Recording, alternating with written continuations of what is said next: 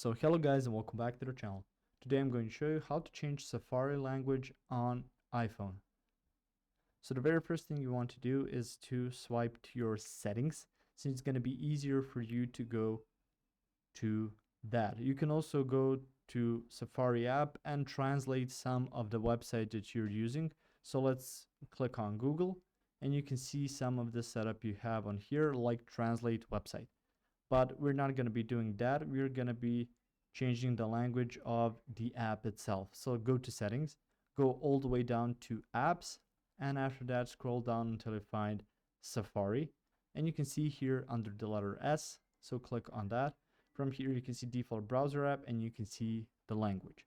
Now usually Safari app is connected with your system language, so if you're using English, just as an example, it will also be using English.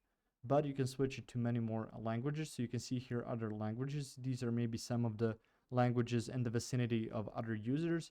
You can see some of the languages it offers. It's really quite a long list, so you can choose between many different languages on there.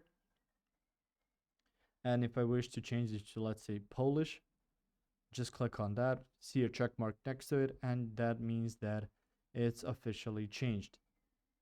You can change it anytime, and don't worry, you can switch it back also. So it's not that something official. It really changes really fast, and you might not even see a difference, but trust me, it's going to be there once you use it next time.